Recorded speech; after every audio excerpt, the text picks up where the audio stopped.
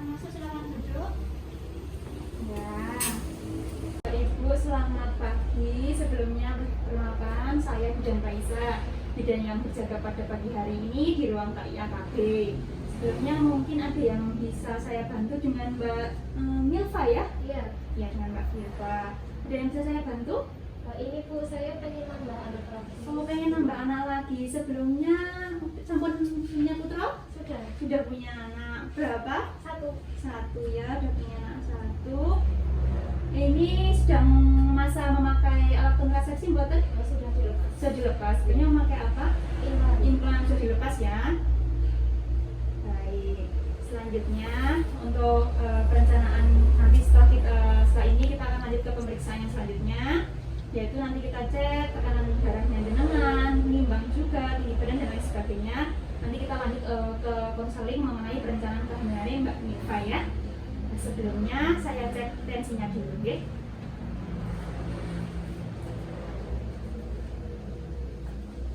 Sama siapa Bu sininya? Mbak Milva oh, sendiri.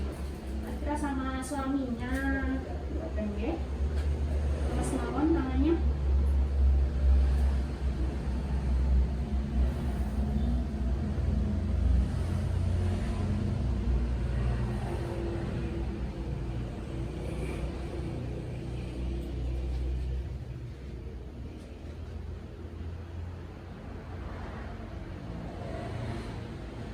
Anaknya umur berapa Mbak Milva? Umur 3 tahun. 3 tahun, berarti tahun 2020 ya?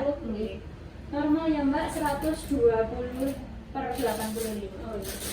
Ini juga praktis, oke? Selanjutnya sekalian tak cek suhunya ya. Permisi. Suhunya normal 36,5. Setelah itu saya timbang dulu. Timbang Rian ya.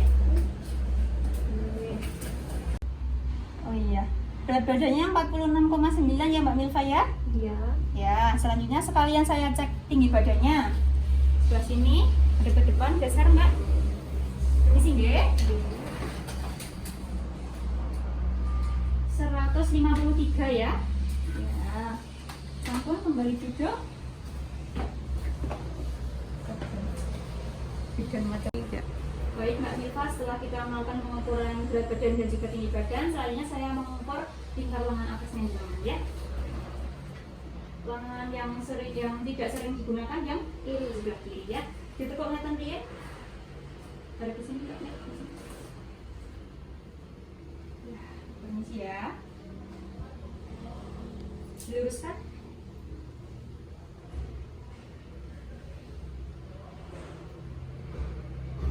Nilainya 22 cm ya. Baik Mbak Milva, ini kita sudah melakukan pemeriksaan baik dari tekanan darah, nadi, suhu dan juga tinggi badan berat badan hingga nilainya didapatkan hasil. Nih ya, kita diskusi sambil ngobrol aja ya. Santai aja. Ini yang jadi PR-nya jenengan di bagian lingkar lengan atas. Lingkar lengan atas itu apa? Lingkar lengan atas itu untuk mendeteksi apakah ada indikator menuju ke kekurangan energi kronis. Ini PR-nya nanti bisa dihindari atau bisa dicegah dengan cara apa? Jangan penuhi gizi nutrisinya jenengan, apalagi jangan pengen punya ngomongan toh. Iya, ini 22. Normalnya harus di atas atau sama dengan 23,5. Ini masih kurang ya, masih kurang lumayan. Lalu tadi dari tinggi badan dan juga berat badan dihitung dari indeks massa tubuh. Indeks massa tubuh itu untuk apa? Untuk mengetahui apakah status gizinya jenengan itu normal atau tidak, apakah kurang ataupun di atasnya obesitas. Seperti itu ya. Ini jenengan berat badannya tadi 46,9, tinggi badannya 153. IMT-nya 20,0. Bagus ya, ini normal karena nilai normalnya 18,5 sampai 24,5. Bagus. Nah, selanjutnya yang ingin saya sampaikan ke jenengan, kita diskusi bareng santai aja. Nanti kalau ada yang mau ditanyakan, ditanyakan aja ya. Ini kita bicara tentang gizi nutrisi. Nutrisi apa aja yang perlu jenengan perhatikan apalagi jenengan mau merencanakan kehamilan, yaitu utama zat besi, protein, asam folat, vitamin E, vitamin B12 hingga cairan, kebutuhan cairan. Ini untuk apa? Untuk memelihara kesuburan, memantau dan juga mengusahakan berat badan jenengan yang ideal. Apalagi tadi wilayah jenengan masih 22 cm. Ya nanti dikoyak lah mbak, sebisa mungkin nanti garwan jenengan, suaminya jenengan di rumah diminta buat alimentin, makanya gimana seperti itu ya.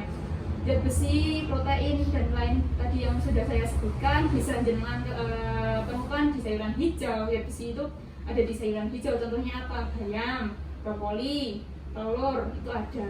Protein juga bisa ditemukan di ikan, telur, daging, apalagi tempe dan juga telur bebek. Jenengan remen ikan, telur, ya nanti di rumah perbanyak dimakan itu biar proteinnya bagus. Asam folat juga bagus. Asam folat itu buat apa? Dan juga asam folat sama protein ini bagus untuk pembentukan sel-sel dan juga tulang janin. Apalagi jenengan mau merencanakan kehamilan, nanti buat pertumbuhan otak saraf buat janin itu bagus banget ya. Lalu ada vitamin E dan juga vitamin 12. Ini banyak ditemukan di biji-biji bunga matahari waci, daging, susu, telur. Itu bagus ya untuk memelihara kesuburan juga. Lalu kebutuhan cairan, jenengan sehari minum berapa kali? 7 gelas. Bagus. Normalnya atau bagusnya itu sehari minimal harus 2 liter per hari. Kalau itu disamakan dalam porsi gelas itu sekitar 7 sampai 8 gelas. Jadi jangan bagus, ditingkatkan lagi, jangan di rumah perbanyak minum ya. Lalu ini untuk nutrisinya buat PR jenengan wilayah yang normal 23,5. Selanjutnya yang perlu Mbak Milva perhatikan tanda-tanda kehamilan. Tanda-tanda kehamilan bisa dilihat di sini ya. Ini juga ada. Ini dilihat. Ini.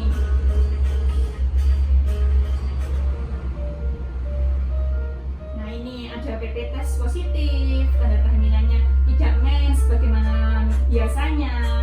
Lalu timbul mual muntah, pusing, hingga sering buang air kecil di pagi hari, hingga tidak nafsu makan, kadang juga mengidam, jenengan kadang idam. Dan juga misalnya umur kehamilannya sudah agak tua, di atas 16, di atas 20, biasanya sudah bisa terdengar detak jantung janin. Kadang juga terasa gerakan dalam perut Mbak Milva.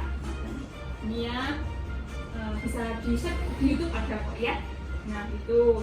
Lalu ini untuk tanda-tanda kehamilan yang perlu Mbak Milva ketahui. Lalu selanjutnya yang perlu kita ketahui ada cara menghitung masa subur. Cara menghitung masa subur itu bagaimana?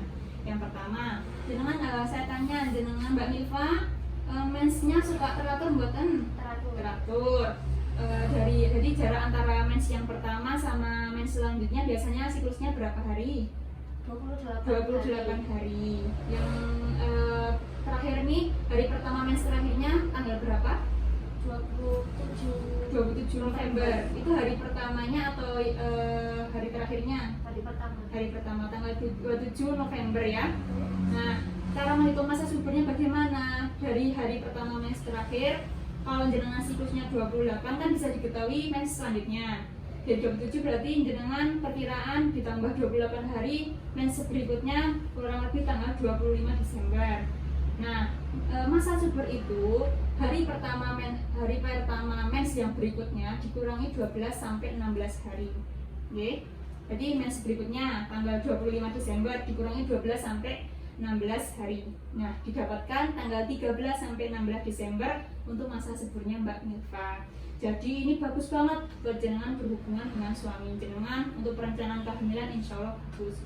Kalau misalnya siklusnya nggak normal, misalnya kok misalnya kadang 25, kadang 29, kadang 30, kayak gitu, bisa juga dihitung dengan cara gimana? Misalnya siklus pendek jenengan 25, siklus panjangnya 30. Yang perlu diingat kalau siklus terpendeknya jenengan 25 jadi dikurangi 18. Kalau yang panjang dikurangi 11, didapatkan nilai 7 dan juga 9. Berarti masa subur jenengan terjadi dari 7 sampai 19 hari dihitung sejak pertama menstruasi. Misalnya jadi hari pertama menstruasi, nah tanggal 7 sampai 19-nya insya Allah masa suburnya jenengan. Apalagi ditambah juga dengan tanda-tanda masa subur yang lainnya seperti suhu tubuh meningkat kurang lebih naik 0,5 derajat Celcius. Ada juga didapati seperti pembesaran payudara. Biasanya jenengan kok merasa payudaranya sedikit membesar. Ditambah juga mungkin ada juga yang disertai dengan nyeri. Itu, dan juga yang terakhir perubahan cairan serviks biasanya jadi lebih banyak, lebih elastis seperti itu. Mbak Milva, itu saja yang mungkin kita diskusikan pada hari ini. Semoga bisa membantu jenengan untuk perencanaan kehamilan. Mungkin dari diskusi kita ngobrol-ngobrol ya Mbak. Kok kayak tegang banget nih ya. Jadi itu saja. Mungkin ada yang mau ditanyakan Mbak Milva? Oh, enggak ada. Belum ada. Jadi untuk mengulas tadi apa yang kita diskusikan, ini saya ini ya, ceritanya ini tes kecil aja ya, nggak dinilai. Ada nutrisi yang bagus buat perencanaan kehamilan. Tadi ada apa aja contohnya? Zat besi, Zat besi, asam folat, protein. Ya, itu salah satunya dapat ditemukan di apa aja? Di makanan apa aja? di Daging, telur, sayur-sayuran hijau, dan juga kacang-kacangan. Tempe nggak apa-apa, jangan hanya di rumah ada tempe, ada tahu atau dimakan gitu, yang sesukanya jenengan, ya. Lagi pengen apa gitu ya. Lalu ini dari kami dari Puskesmas, tak kasih ini ya Mbak, tablet FE 10 tablet ya, diminum 1 kali sehari. Yang tablet FE-nya zat besi. Selain tadi dari makanan, ini kita tambahin juga dari vitaminnya dari sini ya. Dan juga ada asam folat, okay? Diminum 1 kali sehari. Ini untuk persiapan kehamilan yang sehat dan juga insya Allah nanti keturunannya bagus-bagus. Nanti juga jangan lupa kalau minum tablet FE diusahakan dengan minuman yang mengandung vitamin C biar nanti penyerapannya bagus. Jangan kalau di rumah sering minum kopi atau teh, kopi. Nah itu dikurangin dulu. Kalau minum tablet FE obat-obatan yang kita kasih dihindari minuman itu dulu. Nanti minumnya pakai minuman yang mengandung vitamin C, kayak misalnya air jeruk atau jus jambu, itu bagus ya. Itu. Lalu mungkin ada yang ditanyakan lagi? Nggak ada. Nanti kalau misalnya jangan ada keluhan, pertanyaan atau mungkin masalah, nanti bisa datang kembali ke fasilitas kesehatan terdekat, bisa ke BPN juga bisa. Jenengan, okay? Ini untuk resep dokternya, jenengan datang ke kasir yang di depan. Ke kasir, setelah itu setelah melakukan pembayaran, lalu jenengan datang ke apotek untuk mengambil obat, okay? Itu aja. Semoga lepas hamil. Kada putra malih nggih. Sehat-sehat nggih Mbak Milva. Nggih.